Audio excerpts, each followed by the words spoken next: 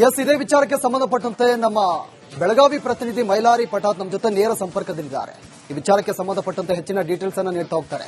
ಮೈಲಾರಿ, ಇದೀಗ 400 ಕೋಟಿ ಈ ಒಂದು ದರೋಡೆ ಕೇಸ್ ದೇಶದಲ್ಲಿ ಬಹಳ ದೊಡ್ಡ ಮಟ್ಟದಲ್ಲಿ ಸಂಚಲನವನ್ನು ಸೃಷ್ಟಿ ಮಾಡಿತ್ತು. ಇದೀಗ ಈ ಒಂದು ಆಡಿಯೋ ಬೆನ್ನಲ್ಲೇ ಇದೀಗ ಮತ್ತೊಂದು ಟ್ವಿಸ್ಟ್ ಕೊಡ್ತಾ ಇದೆ. ಈ ವಿಚಾರಕ್ಕೆ ಸಂಬಂಧಪಟ್ಟಂತೆ ಈ ಆಡಿಯೋದಲ್ಲಿ ಒಂದ್ ಕಡೆ ವಿರಾಟ್ ಮತ್ತು ಜಯೇಶ್ ಮಾತನಾಡ್ತಾರೆ, ಮತ್ತೊಂದು ಆಡಿಯೋದಲ್ಲಿ ಈ ಕಿಶೋರ್ ಮತ್ತು ಜಯೇಶ್ ಮಾತನಾಡೋದು, ಅದರಲ್ಲಿ ರಾಜಕಾರಣಿಗಳು ಮತ್ತೊಂದು ಕಡೆ ಈ ಪೊಲೀಸರು ಕೂಡ ಇನ್ವಾಲ್ವ್ ಆಗಿದ್ದಾರೆ ಅನ್ನೋದನ್ನ ಪ್ರಸ್ತಾಪ ಮಾಡ್ತಾರೆ. ಸದ್ಯಕ್ಕೆ ಈ ವಿಚಾರಕ್ಕೆ ಸಂಬಂಧಪಟ್ಟಂತೆ ಏನೆಲ್ಲ ಡೀಟೇಲ್ಸ್ ಇದೆ?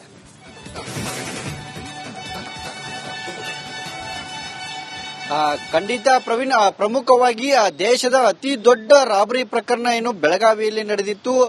ಜೊತೆಗೆ ಈ ಒಂದು ಪ್ರಕರಣಕ್ಕೆ ಸಂಬಂಧಿಸಿದಂತೆ ಈಗಾಗಲೇ SIT ಆಗಿದೆ, ಪ್ರಕರಣ ಕೂಡ ದಾಖಲಾಗಿದೆ. ಆದ್ರೆ ಈಗ ಈ 4 ಆಡಿಯೋ ವೈರಲ್ ಬೆನ್ನಲ್ಲೇ ಇದು ನಿಜವಾಗಿಯೂ ದರೋಡೆ ಆಗಿದ್ರ ಬಗ್ಗೆ ಇಲ್ಲಿ ಸಾಕಷ್ಟು ಸ್ಪಷ್ಟವಾದಂತ ನಿಲುವು ಕೂಡ ಇಲ್ಲಿ ಬರ್ತಾ ಇರುವಂತದ್ದು. ಪ್ರಮುಖವಾಗಿ 4 ಆಡಿಯೋಗಳು, ಒಂದು ವಿರಾಟ್ ಜಯೇಶ್ ಮಾತನಾಡಿದ್ದಾರೆ, ಮತ್ತೊಂದು ಕಡೆ ಕಿಶೋರ್ ಮತ್ತು ಜಯೇಶ್ ಅವರು ಮಾತನಾಡಿದ್ದಾರೆ. ಇಲ್ಲಿ 4 ಆಡಿಯೋಗಳಲ್ಲಿ ಸ್ಪಷ್ಟವಾದಂತಹ ಮಾಹಿತಿಯನ್ನ, ಸಂಭಾಷಣೆಯನ್ನ ಕೂಡ ಅವರು ಮಾಡಿರುವಂತದ್ದು. ಪ್ರಮುಖವಾಗಿ 2 ವಿಚಾರಗಳಲ್ಲಿ, ಅಂದ್ರೆ ಹಣ ಸಾಗಾಟ ಇರಬಹುದು ಅಥವಾ ಹಣ ಮಿಸ್ಸಿಂಗ್ ಬಗ್ಗೆ ಇಲ್ಲಿ ಸಾಕಷ್ಟು ವಿಚಾರಗಳನ್ನ ಕೂಡ ಅವರು ಮಾಡ್ತಿರುವಂತದ್ದು. ಪ್ರಮುಖವಾಗಿ ಕಳೆದ 2025-16 ನಡೆದಂತಹ ಈ ಒಂದು ದರೋಡೆ ಪ್ರಕರಣಕ್ಕೆ ಸಂಬಂಧಪಟ್ಟಂತೆ ಈಗಾಗಲೇ ಸಾಕಷ್ಟು ಗಂಭೀರವಾದಂತಹ ತನಿಖೆ ಕೂಡ ಆಗ್ತಾ ಇರುವಂತದ್ದು.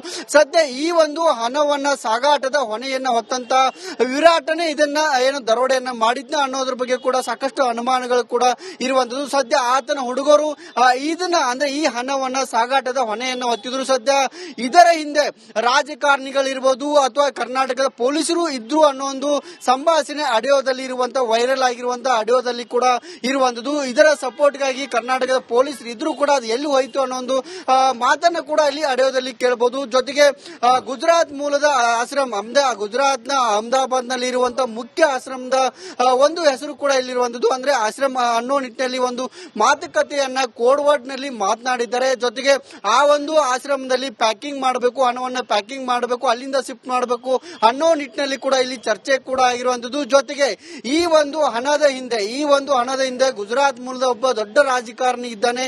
ಜೊತೆಗೆ ಏನಾದ್ರೂ ಸಮಸ್ಯೆ ಆದ್ರೆ ನಮ್ಮ ಮೆಟೀರಿಯಲ್, ಅಂದ್ರೆ ಇಲ್ಲಿ ಹಣ ಅನ್ನೋ ನಿಟ್ಟಿನಲ್ಲಿ ಅವರು ಕೋಡ್ವರ್ಡ್ ನಲ್ಲಿ ಮಾತನಾಡಿದ್ರೆ, ನಮ್ಮ ಹಣ ಏನಾದ್ರೂ ಸಿಗದೆ ಇದ್ರೆ ವಿರಾಟ್ನನ್ನ ಆ ರಾಜಕಾರಣಿ ಯಾವುದೇ ಕಾರಣಕ್ಕೂ ಬಿಡೋದಿಲ್ಲ ಅನ್ನೋ ಒಂದು ಮಾತು ಕೂಡ ಇಲ್ಲಿ ಇರುವಂತದ್ದು. ಮತ್ತು ಜೊತೆಗೆ ಇಲ್ಲಿ ಜಯೇಶ್ ಇರಬಹುದು ಅಥವಾ ಕಿಶೋರ್ ಕೂಡ ಮಾತುಕತೆಯನ್ನ ಮಾಡಿರುವಂತದ್ದು.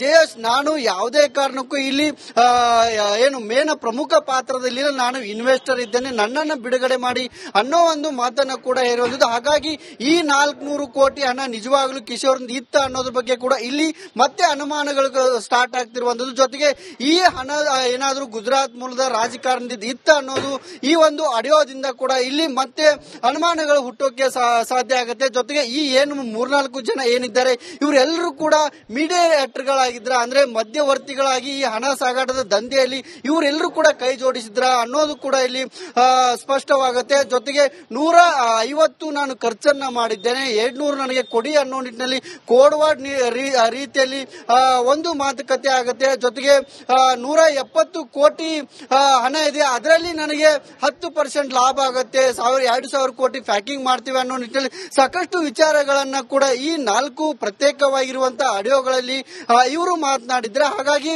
ಈ ಒಂದು ಪ್ರಕರಣ ಮತ್ತಷ್ಟು ಟ್ವಿಸ್ಟ್ ಅನ್ನು ಕೂಡ ಪಡೆದುಕೊಂಡಿರುವಂತದ್ದು. ಈ ಒಂದು ಪ್ರಕರಣವನ್ನ ಈ ಮಹಾರಾಷ್ಟ್ರ ಪೊಲೀಸರಾಗಿರ್ಬೋದು ಅಥವಾ ಇಲ್ಲಿ ಬೆಳಗಾವಿಯ ಪೊಲೀಸರಾಗಿರ್ಬೋದು, ಜೊತೆಗೆ ಗೋವಾ ಪೊಲೀಸರು ಇದನ್ನ ಯಾವ ರೀತಿ ತನಿಖೆಯನ್ನ ಮಾಡ್ತಾರೆ. ಜೊತೆಗೆ ಗೋವಾದಲ್ಲಿ ಈಗಾಗಲೇ SIT ತಂಡ ಕೂಡ ರಚನೆ ಆಗಿದೆ. ಈಗಾಗಲೇ ಅಲ್ಲಿ ಇರುವಂತಹ ಸುಮಾರು ಈ ಒಂದು ಪ್ರಕರಣಕ್ಕೆ ಸಂಬಂಧಿಸಿದಂತೆ ಒಟ್ಟು 6 ಜನ ಆರೋಪಿಗಳನ್ನು ಕೂಡ ಬಂಧಿಸಿದ್ದಾರೆ. ಅದರಲ್ಲಿ ಜಯೇಶ್ನು ಇದ್ದಾನೆ, ಜೊತೆಗೆ ವಿರಾಟ್ ಕೂಡ ಇದ್ದಾನೆ, ಜೊತೆಗೆ ವಿಶಾಲ್ ಇದ್ದಾನೆ, ಮಚಿಂತ್ ಎಂಬಾತ ಕೂಡ ಇರುವಂತದ್ದು, ಜೊತೆಗೆ ಜನಾರ್ದನ್ ಎಂಬಾತ ಇದ್ದಾನೆ. ಇದರಲ್ಲಿ ಮತ್ತೆ ಒಬ್ಬ ಪೊಲೀಸನ್ನು ಕೂಡ ಅಲ್ಲಿರುವಂತಹ SIT ತಂಡದ ಪೊಲೀಸರು ಬಂಧನ ಮಾಡಿದ್ದಾರೆ ಅನ್ನೋ ಒಂದು ಮಾಹಿತಿ ಕೂಡ ಇರುವಂತದ್ದು. ಹಾಗಾಗಿ ಈ ಎಲ್ಲಾ ವಿಚಾರಗಳ ಬಗ್ಗೆ ಸಾಕಷ್ಟು ಗೊಂದಲಗಳಿರ್ಬೋದು ಅಥವಾ ಏನು ಸಾಕಷ್ಟು ಅನುಮಾನಗಳು ಕೂಡ ಸದ್ಯ ಇರುವಂತದ್ದು. ಹಾಗಾಗಿ ಈ ಒಂದು ಪ್ರಕರಣ ಏನಿದೆ ಇದು ದೊಡ್ಡ ಮಟ್ಟದಲ್ಲಿ ಈಗ ಸುದ್ದಿ ಆಗ್ತಿರುವಂತದ್ದು. ಜೊತೆಗೆ ಈ ದೊಡ್ಡ ಮಟ್ಟದ ಪ್ರಕರಣ ಆಗಿರೋದ್ರಿಂದ, ಹೈ ಪ್ರೊಫೈಲ್ ಕೇಸ್ ಆಗಿರೋದ್ರಿಂದ ಇದು ಹಣ ನಿಜವಾಗ್ಲೂ ಎಲ್ಲಿಗೆ ಹೋಗ್ತಾ ಇತ್ತು ಅನ್ನೋದ್ರ ಬಗ್ಗೆ ಕೂಡ ಸಂಪೂರ್ಣವಾದಂತ ತನಿಖೆ ಕೂಡ ಆಗಬೇಕು. ಜೊತೆಗೆ ಏನ್ ಬಂಧಿತ ಆಗಿದ್ದಾರೆ 6 ಜನ ಆರೋಪಿಗಳು, 6 ಜನ ಆರೋಪಿಗಳನ್ನ ಬೆಳಗಾವಿಯ ಪೊಲೀಸರ ಕಸ್ಟಡಿಯೂ ಕೊಡಬೇಕು. ಯಾಕಂದ್ರೆ ಇಲ್ಲಿ ಆಗಿದೆ ಅನ್ನೋ ನಿಟ್ಟಿನಲ್ಲಿ ಕರ್ನಾಟಕದ ಪೊಲೀಸರು ಇದರಲ್ಲಿ ಭಾಗಿಯಾಗಿದ್ದಾರೆ ಅನ್ನೋ ಒಂದು ಮಾಹಿತಿಯನ್ನ ಕೂಡ ಆತ ಈ ಆಡಿಯೋದಲ್ಲಿ ಹೇಳಿಕೆಯನ್ನ ಕೊಡ್ತಾನೆ. ಹಾಗಾಗಿ ಕರ್ನಾಟಕದ ಪೊಲೀಸರು ಭಾಗಿಯಾಗಿದ್ದಾರೆ ಅಂದ್ರೆ ಬೆಳಗಾವಿಯ ಪೊಲೀಸರು ಭಾಗಿಯಾಗಿದ್ದಾರಾ, ಜೊತೆಗೆ ಖಾನಾಪುರ ಪೊಲೀಸರು ಭಾಗಿಯಾಗಿದ್ದಾರಾ ಅನ್ನೋ ಅನುಮಾನಗಳು, ಪ್ರಶ್ನೆಗಳು ಕೂಡ ಇಲ್ಲಿ ಹುಟ್ಕೊಳ್ತವೆ. ಹಾಗಾಗಿ ಸಂಪೂರ್ಣವಾದಂತ ದೊಡ್ಡ ಜಾಲ ಇರೋದ್ರಿಂದ ಇದು ದೊಡ್ಡ ಮಟ್ಟದ ತನಿಖೆ ಕೂಡ ಆಗಬೇಕು. ಜೊತೆಗೆ ಬೆಳಗಾವಿಯ ಪೊಲೀಸರು ಅಂದ್ರೆ SP ಅವರು ಹೇಳಿರುವಂತೆ IT, ED ಕೂಡ ಈ ಒಂದು ಪ್ರಕರಣದಲ್ಲಿ ಎಂಟ್ರಿ ಆಗುವಂತ ಸಾಧ್ಯತೆ ಇರುವಂತದ್ದು. ಹಾಗಾಗಿ ಈ ಒಂದು ಪ್ರಕರಣವನ್ನ ಈ SIT ಇಂದ ಮಾಡೋಕ್ಕಿಂತ CBI ನಿಂದ ಮಾಡಿದ್ರೆ ಇದು ಉತ್ತಮ ಆಗುತ್ತೆ. ಜೊತೆಗೆ ಇಲ್ಲಿ ಪ್ರಮುಖವಾಗಿ ದೊಡ್ಡ ಮಟ್ಟದ ಹೈ ಪ್ರೊಫೈಲ್ ಕೇಸ್ ಆಗಿರೋದ್ರಿಂದ ಮಹಾರಾಷ್ಟ್ರದ ಪೊಲೀಸರು ಯಾವ ರೀತಿ ತನಿಖೆಯನ್ನ ಮಾಡ್ತಾರೆ ಅನ್ನೋದ್ರ ಬಗ್ಗೆ ಕೂಡ ಇಲ್ಲಿ ಏನು ಗೊತ್ತಾಗುತ್ತೆ. ಜೊತೆಗೆ ಇಲ್ಲಿ ಸಂದೀಪ್ ಪಾಟೀಲ್ ದೂರುದಾರ ಏನಿದ್ದಾನೆ, ದೂರುದಾರ ಹೇಳಿರುವಂತೆ ಇಲ್ಲಿ ನನ್ನನ್ನು ಮುಗಿಸೋದಕ್ಕೆ ಪ್ಲಾನ್ ಆಗ್ತಾ ಇದೆ, ಸರಿಯಾದಂತ ತನಿಖೆ ಆಗ್ತಾ ಇಲ್ಲ, ಸರಿಯಾದಂತ ತನಿಖೆ ಕೂಡ ಮಾಡಬೇಕು ಅನ್ನೋ ನಿಟ್ಟಿನಲ್ಲಿ ಆತ ಕೂಡ ಒತ್ತಾಯವನ್ನ ಮಾಡ್ತಿರುವಂತದ್ದು. ಈಗ ಈ ಪ್ರಕರಣವನ್ನ ಮಹಾರಾಷ್ಟ್ರ, ಗೋವಾ ಪೊಲೀಸರು ಯಾವ ರೀತಿ ತೆಗೆದುಕೊಳ್ತಾರೆ, ಈ ಪ್ರಕರಣವನ್ನ ಯಾವ ರೀತಿ ಭೇದಿಸ್ತಾರೆ ಅನ್ನೋದನ್ನ ಕೂಡ ಕಾದ್ ನೋಡ್ಬೇಕಿರುವಂತದ್ದು. Praveen, okay, thank you Mailari ತಮ್ಮೆಲ್ಲ ಮಾಹಿತಿಗೆ. ಎಸ್, ಇದೇ ವಿಚಾರಕ್ಕೆ ಸಂಬಂಧಪಟ್ಟಂತೆ ನಮ್ಮ ಬೆಳಗಾವಿ ಪ್ರತಿನಿಧಿ ಮೈಲಾರಿ ಪಟಾತ್ ನಮ್ಮ ಜೊತೆ ನೇರ ಸಂಪರ್ಕದಲ್ಲಿದ್ದಾರೆ. ಈ ವಿಚಾರಕ್ಕೆ ಸಂಬಂಧಪಟ್ಟಂತೆ ಹೆಚ್ಚಿನ ಡೀಟೇಲ್ಸ್ ಅನ್ನ ನೀಡ್ತಾ ಹೋಗ್ತಾರೆ. ಮೈಲಾರಿ, ಇದೀಗ 400 ಕೋಟಿ ಈ ಒಂದು ದರೋಡೆ ಕೇಸ್ ದೇಶದಲ್ಲಿ ಬಹಳ ದೊಡ್ಡ ಮಟ್ಟದಲ್ಲಿ ಸಂಚಲನವನ್ನು ಸೃಷ್ಟಿ ಮಾಡಿತ್ತು. ಇದೀಗ ಈ ಒಂದು ಆಡಿಯೋ ಬೆನ್ನಲ್ಲೇ ಇದೀಗ ಮತ್ತೊಂದು ಟ್ವಿಸ್ಟ್ ಕೊಡ್ತಾ ಇದೆ. ಈ ವಿಚಾರಕ್ಕೆ ಸಂಬಂಧಪಟ್ಟಂತೆ ಈ ಆಡಿಯೋದಲ್ಲಿ ಒಂದ್ ಕಡೆ ವಿರಾಟ್ ಮತ್ತು ಜಯೇಶ್ ಮಾತನಾಡ್ತಾರೆ, ಮತ್ತೊಂದು ಆಡಿಯೋದಲ್ಲಿ ಈ ಕಿಶೋರ್ ಮತ್ತು ಜಯೇಶ್ ಮಾತನಾಡೋದು, ಅದರಲ್ಲಿ ರಾಜಕಾರಣಿಗಳು ಮತ್ತೊಂದು ಕಡೆ ಈ ಪೊಲೀಸರು ಕೂಡ ಇನ್ವಾಲ್ವ್ ಆಗಿದ್ದಾರೆ ಅನ್ನೋದನ್ನ ಪ್ರಸ್ತಾಪ ಮಾಡ್ತಾರೆ. ಸದ್ಯಕ್ಕೆ ಈ ವಿಚಾರಕ್ಕೆ ಸಂಬಂಧಪಟ್ಟಂತೆ ಏನೆಲ್ಲ ಡೀಟೇಲ್ಸ್ ಇದೆ?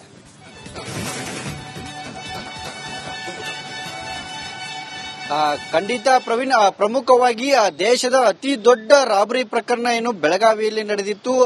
ಜೊತೆಗೆ ಈ ಒಂದು ಪ್ರಕರಣಕ್ಕೆ ಸಂಬಂಧಿಸಿದಂತೆ ಈಗಾಗಲೇ SIT ಆಗಿದೆ, ಪ್ರಕರಣ ಕೂಡ ದಾಖಲಾಗಿದೆ. ಆದ್ರೆ ಈಗ ಈ 4 ಆಡಿಯೋ ವೈರಲ್ ಬೆನ್ನಲ್ಲೇ ಇದು ನಿಜವಾಗಿಯೂ ದರೋಡೆ ಆಗಿದ್ರ ಬಗ್ಗೆ ಇಲ್ಲಿ ಸಾಕಷ್ಟು ಸ್ಪಷ್ಟವಾದಂತ ನಿಲುವು ಕೂಡ ಇಲ್ಲಿ ಬರ್ತಾ ಇರುವಂತದ್ದು. ಪ್ರಮುಖವಾಗಿ 4 ಆಡಿಯೋಗಳು, ಒಂದು ವಿರಾಟ್ ಜಯೇಶ್ ಮಾತನಾಡಿದ್ದಾರೆ, ಮತ್ತೊಂದು ಕಡೆ ಕಿಶೋರ್ ಮತ್ತು ಜಯೇಶ್ ಅವರು ಮಾತನಾಡಿದ್ದಾರೆ. ಇಲ್ಲಿ 4 ಆಡಿಯೋಗಳಲ್ಲಿ ಸ್ಪಷ್ಟವಾದಂತಹ ಮಾಹಿತಿಯನ್ನ, ಸಂಭಾಷಣೆಯನ್ನ ಕೂಡ ಅವರು ಮಾಡಿರುವಂತದ್ದು. ಪ್ರಮುಖವಾಗಿ 2 ವಿಚಾರಗಳಲ್ಲಿ ಅಂದ್ರೆ ಹಣ ಸಾಗಾಟ ಇರಬಹುದು ಅಥವಾ ಹಣ ಮಿಸ್ಸಿಂಗ್ ಬಗ್ಗೆ ಇಲ್ಲಿ ಸಾಕಷ್ಟು ವಿಚಾರಗಳನ್ನ ಕೂಡ ಅವರು ಮಾಡ್ತಿರುವಂತದ್ದು. ಪ್ರಮುಖವಾಗಿ ಕಳೆದ 2025ರ 16ರಂದು ನಡೆದಂತಹ ಈ ಒಂದು ದರೋಡೆ ಪ್ರಕರಣಕ್ಕೆ ಸಂಬಂಧಪಟ್ಟಂತೆ ಈಗಾಗಲೇ ಸಾಕಷ್ಟು ಗಂಭೀರವಾದಂತಹ ತನಿಖೆ ಕೂಡ ಆಗ್ತಾ ಇರುವಂತದ್ದು. ಸದ್ಯ ಈ ಒಂದು ಹಣವನ್ನ ಸಾಗಾಟದ ಹೊಣೆಯನ್ನ ಹೊತ್ತಂತ ವಿರಾಟನೇ ಇದನ್ನ ದರೋಡೆಯನ್ನ ಮಾಡಿದ್ನ ಅನ್ನೋದ್ರ ಬಗ್ಗೆ ಕೂಡ ಸಾಕಷ್ಟು ಅನುಮಾನಗಳು ಕೂಡ ಇರುವಂತದ್ದು. ಸದ್ಯ ಆತನ ಹುಡುಗರು ಇದನ್ನ ಅಂದ್ರೆ ಈ ಹಣವನ್ನ ಸಾಗಾಟದ ಹೊಣೆಯನ್ನ ಹೊತ್ತಿದ್ರು. ಸದ್ಯ ಇದರ ಹಿಂದೆ ರಾಜಕಾರಣಿಗಳಿರ್ಬೋದು ಅಥವಾ ಕರ್ನಾಟಕದ ಪೊಲೀಸರು ಇದ್ರು ಅನ್ನೋ ಒಂದು ಸಂಭಾಷಣೆ ಆಡಿಯೋದಲ್ಲಿ ಇರುವಂತಹ, ವೈರಲ್ ಆಗಿರುವಂತಹ ಆಡಿಯೋದಲ್ಲಿ ಕೂಡ ಇರುವಂತದ್ದು. ಇದರ ಸಪೋರ್ಟ್ಗಾಗಿ ಕರ್ನಾಟಕದ ಪೊಲೀಸರು ಇದ್ರು ಕೂಡ ಅದು ಎಲ್ಲಿ ಹೋಯ್ತು ಅನ್ನೋ ಒಂದು ಮಾತನ್ನ ಕೂಡ ಇಲ್ಲಿ ಆಡಿಯೋದಲ್ಲಿ ಕೇಳಬಹುದು. ಜೊತೆಗೆ ಗುಜರಾತ್ ಮೂಲದ ಆಶ್ರಮ್, ಗುಜರಾತ್ನ ಅಹಮದಾಬಾದ್ ನಲ್ಲಿ ಇರುವಂತಹ ಮುಖ್ಯ ಆಶ್ರಮದ ಒಂದು ಹೆಸರು ಕೂಡ ಇಲ್ಲಿರುವಂತದ್ದು. ಅಂದ್ರೆ ಆಶ್ರಮ ಅನ್ನೋ ನಿಟ್ಟಿನಲ್ಲಿ ಒಂದು ಮಾತುಕತೆಯನ್ನ ಕೋಡ್ವರ್ಡ್ ನಲ್ಲಿ ಮಾತನಾಡಿದ್ದಾರೆ. ಜೊತೆಗೆ ಆ ಒಂದು ಆಶ್ರಮದಲ್ಲಿ ಪ್ಯಾಕಿಂಗ್ ಮಾಡಬೇಕು, ಹಣವನ್ನ ಪ್ಯಾಕಿಂಗ್ ಮಾಡಬೇಕು, ಅಲ್ಲಿಂದ ಶಿಫ್ಟ್ ಮಾಡಬೇಕು ಅನ್ನೋ ನಿಟ್ಟಿನಲ್ಲಿ ಕೂಡ ಇಲ್ಲಿ ಚರ್ಚೆ ಕೂಡ ಆಗಿರುವಂತದ್ದು. ಜೊತೆಗೆ ಈ ಒಂದು ಹಣದ ಹಿಂದೆ ಗುಜರಾತ್ ಮೂಲದ ಒಬ್ಬ ದೊಡ್ಡ ರಾಜಕಾರಣಿ ಇದ್ದಾನೆ. ಜೊತೆಗೆ ಏನಾದ್ರೂ ಸಮಸ್ಯೆ ಆದ್ರೆ ನಮ್ಮ ಮೆಟೀರಿಯಲ್ ಅಂದ್ರೆ ಇಲ್ಲಿ ಹಣ ಅನ್ನೋ ನಿಟ್ಟಿನಲ್ಲಿ ಅವರು ಕೋಡ್ವರ್ಡ್ ನಲ್ಲಿ ಮಾತನಾಡಿದ್ರೆ, ನಮ್ಮ ಹಣ ಏನಾದ್ರೂ ಸಿಗದೆ ಇದ್ರೆ ವಿರಾಟ್ ನನ್ನ ಆ ರಾಜಕಾರಣಿ ಯಾವುದೇ ಕಾರಣಕ್ಕೂ ಬಿಡೋದಿಲ್ಲ ಅನ್ನೋ ಒಂದು ಮಾತು ಕೂಡ ಇಲ್ಲಿ ಇರುವಂತದ್ದು. ಮತ್ತು ಜೊತೆಗೆ ಇಲ್ಲಿ ಜಯೇಶ್ ಇರಬಹುದು ಅಥವಾ ಕಿಶೋರ್ ಕೂಡ ಮಾತುಕತೆಯನ್ನ ಮಾಡಿರುವಂತದ್ದು.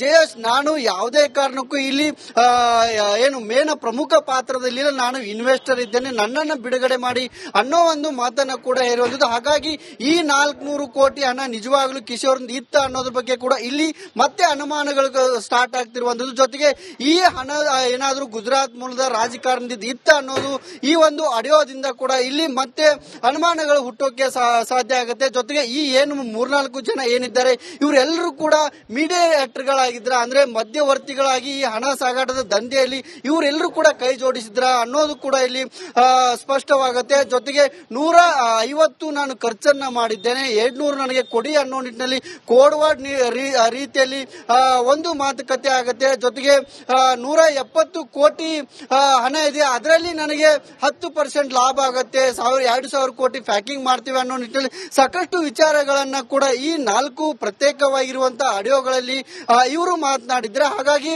ಈ ಒಂದು ಪ್ರಕರಣ ಮತ್ತಷ್ಟು ಟ್ವಿಸ್ಟ್ ಅನ್ನು ಕೂಡ ಪಡೆದುಕೊಂಡಿರುವಂತ ಈ ಒಂದು ಪ್ರಕರಣವನ್ನ ಈ ಮಹಾರಾಷ್ಟ್ರ ಪೊಲೀಸರಾಗಿರ್ಬೋದು ಅಥವಾ ಇಲ್ಲಿ ಬೆಳಗಾವಿಯ ಪೊಲೀಸರಾಗಿರ್ಬೋದು, ಜೊತೆಗೆ ಗೋವಾ ಪೊಲೀಸರು ಇದನ್ನ ಯಾವ ರೀತಿ ತನಿಖೆಯನ್ನ ಮಾಡ್ತಾರೆ. ಜೊತೆಗೆ ಗೋವಾದಲ್ಲಿ ಈಗಾಗಲೇ SIT ತಂಡ ಕೂಡ ರಚನೆ ಆಗಿದೆ. ಈಗಾಗಲೇ ಅಲ್ಲಿರುವಂತಹ ಸುಮಾರು ಈ ಒಂದು ಪ್ರಕರಣಕ್ಕೆ ಸಂಬಂಧಿಸಿದಂತೆ ಒಟ್ಟು 6 ಜನ ಆರೋಪಿಗಳನ್ನು ಕೂಡ ಬಂಧಿಸಿದ್ದಾರೆ. ಅದರಲ್ಲಿ ಜಯೇಶ್ನು ಇದ್ದಾನೆ, ಜೊತೆಗೆ ವಿರಾಟ್ ಕೂಡ ಇದ್ದಾನೆ, ಜೊತೆಗೆ ವಿಶಾಲ್ ಇದ್ದಾನೆ, ಮಚಿಂತ್ ಎಂಬಾತ ಕೂಡ ಇರುವಂತದ್ದು, ಜೊತೆಗೆ ಜನಾರ್ದನ್ ಎಂಬಾತ ಇದ್ದಾನೆ. ಇದರಲ್ಲಿ ಮತ್ತೆ ಒಬ್ಬ ಪೊಲೀಸನ್ನು ಕೂಡ ಏನು ಅಲ್ಲಿರುವಂತಹ SIT ತಂಡದ ಪೊಲೀಸರು ಬಂಧನ ಮಾಡಿದ್ದಾರೆ ಅನ್ನೋ ಒಂದು ಮಾಹಿತಿ ಕೂಡ ಇರುವಂತದ್ದು. ಹಾಗಾಗಿ ಈ ಎಲ್ಲಾ ವಿಚಾರಗಳ ಬಗ್ಗೆ ಸಾಕಷ್ಟು ಗೊಂದಲಗಳಿರ್ಬೋದು ಅಥವಾ ಏನು ಸಾಕಷ್ಟು ಅನುಮಾನಗಳು ಕೂಡ ಸದ್ಯ ಇರುವಂತದ್ದು. ಹಾಗಾಗಿ ಈ ಒಂದು ಪ್ರಕರಣ ಏನಿದೆ ಇದು ದೊಡ್ಡ ಮಟ್ಟದಲ್ಲಿ ಈಗ ಸುದ್ದಿ ಆಗ್ತಿರುವಂತದ್ದು. ಜೊತೆಗೆ ಈ ದೊಡ್ಡ ಮಟ್ಟದ ಪ್ರಕರಣ ಆಗಿರೋದ್ರಿಂದ, ಹೈ ಪ್ರೊಫೈಲ್ ಕೇಸ್ ಆಗಿರೋದ್ರಿಂದ ಇದು ಹಣ ನಿಜವಾಗ್ಲೂ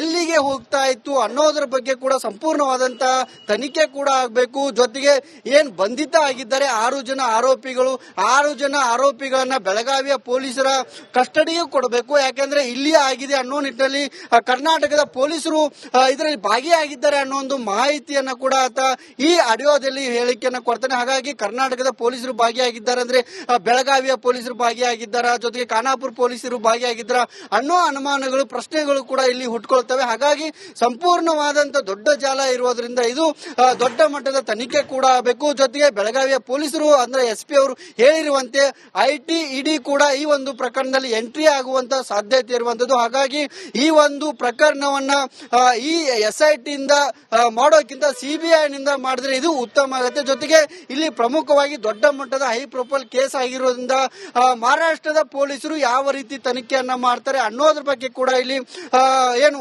ಗೊತ್ತಾಗುತ್ತೆ. ಜೊತೆಗೆ ಇಲ್ಲಿ ಸಂದೀಪ್ ಪಾಟೀಲ್ ದೂರುದಾರ ಏನಿದ್ದಾನೆ, ದೂರುದಾರ ಹೇಳಿರುವಂತೆ ಇಲ್ಲಿ ನನ್ನನ್ನು ಮುಗಿಸೋದಕ್ಕೆ ಪ್ಲಾನ್ ಆಗ್ತಾ ಇದೆ, ಸರಿಯಾದಂತ ತನಿಖೆ ಆಗ್ತಾ ಇಲ್ಲ, ಸರಿಯಾದಂತ ತನಿಖೆ ಕೂಡ ಮಾಡಬೇಕು ಅನ್ನೋ ನಿಟ್ಟಿನಲ್ಲಿ ಆತ ಕೂಡ ಒತ್ತಾಯವನ್ನ ಮಾಡ್ತಿರುವಂತದ್ದು. ಈಗ ಈ ಪ್ರಕರಣವನ್ನ ಮಹಾರಾಷ್ಟ್ರ ಗೋವಾ ಪೊಲೀಸರು ಯಾವ ರೀತಿ ತೆಗೆದುಕೊಳ್ತಾರೆ, ಈ ಪ್ರಕರಣವನ್ನ ಯಾವ ರೀತಿ ಭೇದಿಸ್ತಾರೆ ಅನ್ನೋದನ್ನ ಕೂಡ ಕಾದ್ ನೋಡ್ಬೇಕಿರುವಂತದ್ದು. Praveen, okay, thank you Mailari ತಮ್ಮೆಲ್ಲ ಮಾಹಿತಿಗೆ.